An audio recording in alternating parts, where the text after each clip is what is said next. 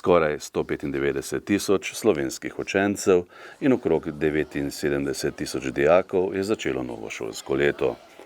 Današnji dan je prav poseben za 20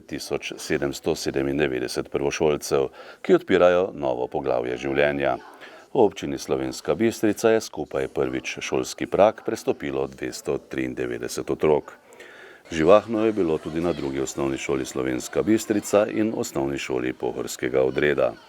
Prvi dan šole je obenem priložnost, da voznike, otroke in starše spomnijo na pomembnost varnega in odgovornega vedenja na cesti, ki otrokom omogoča varno pot v šolo.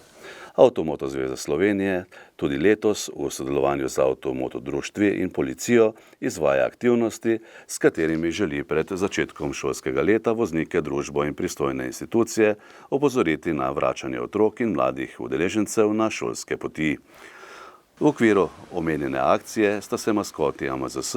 Anja in Marko, ustavili tudi na Trgu Svobode v Slovenski Bistrici, kjer je zbrane pozdravil tudi dr. Ivan Žagar, župan občine Slovenska Bistrica, in spomnil na pomen varne poti v šolo. Dejstvo je, da zdaj so šolarji spet ponovno dodatno na cesti, čeprav so na cesti tudi med počitnicami, ali pa še mogoče bolj na nek način, ampak vseeno, in gre res apel vsem udeležencem prometu, da spoštujejo v bistvu prometne predpise, da se držijo tega, da so tudi posebej pazljivi, ne samo, da pazljivo uporabljajo ali pa izvajajo promet, zato ker je zelo pomembno, če si ti aktivn, pa vidiš, pa tudi predvidiš kakšno situacijo, ki se lahko sicer zgodi na eni strani, na drugi strani pa seveda tudi gre apel tudi na starše in vse tiste, ki sodelujejo v tem vzgojnem procesu, da dodatno se opozarjajo še na otroke, pa na vse, da pač je promet prisoten, vemo, da prometa nič ni manj vsako leto, kvečemo ga več, ne pojavljajo se še neke nove oblike, recimo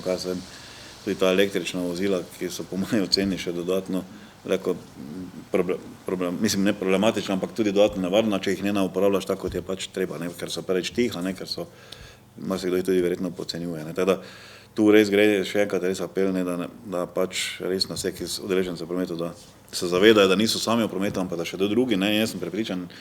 da bi tudi marsikatera nesreča, pa tudi vidik varnosti bil še boljši, če bi se res prometni predpisi dejansko tudi spoštovali, bi pa se tudi to priložnost pač izkoristil, pa bi se zahvalil vsem prostovoljcem, ki nam pomagajo, da stvari pač stečejo.